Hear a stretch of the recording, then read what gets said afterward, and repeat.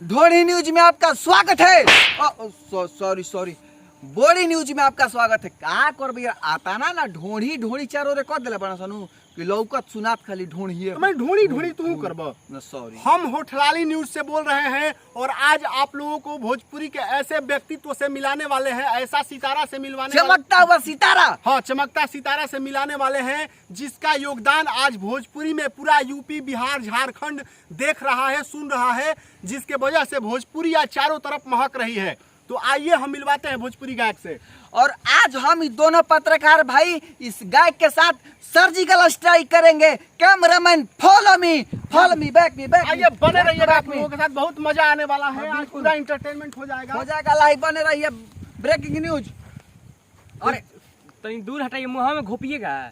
देखिए, तो आपका होठलाली न्यूज में स्वागत है। व्यास जी, आप कुछ बोलिए। जी, मैं भोजपुरी लोक गायक आशीष आवारा आप सभी भोजपुरिया जहान को दिल से प्रणाम करता हूँ, धन्यवाद करता हूँ। जी, तो होठलाली न्यूज आपसे पूछना चाहता है कि आज जो आप इतना अच्छा संगीत दे रहे।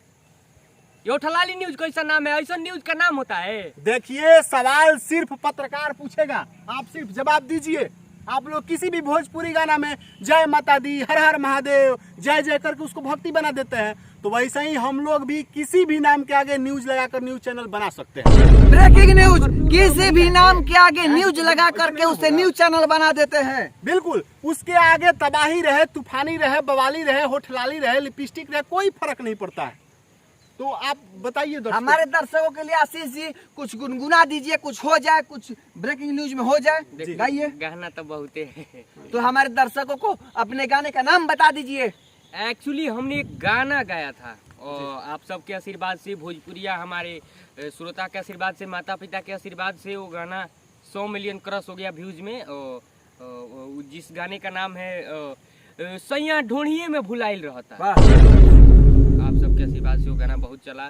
उसके बाद हमने देखिए परफॉर्मेंस के दम पे मैंने फ्लॉप नहीं हुआ, बैक टू बैक हिट दिया मैंने, ब्लॉकबस्टर सॉन्ग। जिस दूसरे गाना वो भी 200 मिलियन मेरा क्रॉस हो गया है।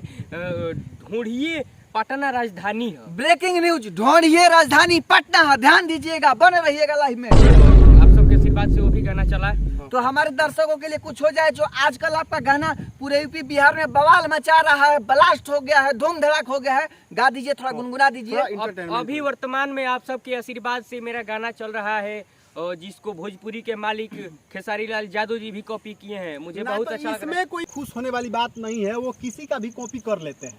थोड़ा सा हो जाए, दर्शकों को मजा दीजिए। हमारे दर्शकों को सुना दीजिए, गुनगुना दीजिए ब्लॉकबस्टर सॉन्ग अभी लाइव चल रहा है। और देखिए, हम लोग माँ सरस्वती की कृपा से ही चलते हैं।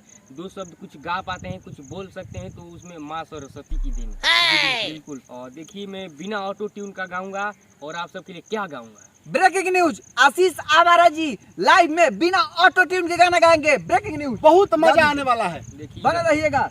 ये माँ क्षमा करना है सरस्वती। देखिए मैं क्या गाता हूँ जी। ब्लाउज में घटल घटना बा, देवरा ढोली कटना बा, देवरा ढोली कटना बा। अच्छा, एक बात बताइए, मैंने बिना ऑटो ट्यून का गाया। आशीष आवारा जी, हाथना अश्लील गाना आपकी माँ बहन सुन सकती है? अगर नहीं सुन सकती है, अगर सुन सकती है तो बुलाइए, हम लोग उनके साथ बैठ के, आपके मम्मी या बहन के साथ हम लोग यही गाना सुनेंगे और नाचेंगे भी। हाँ। देखिए, हमारी माँ बहन ये सब गाना नहीं सुनती है, लेकिन आप सबके आशीर्वाद से, आप सबकी माँ बहन सुनती है, तो अभी हम लोग इतना चाव से गाते हैं, फुल डीजे इफेक्ट में रुपया। अरे बेहुदा, पत्रकार से ऐसे बात करेगा?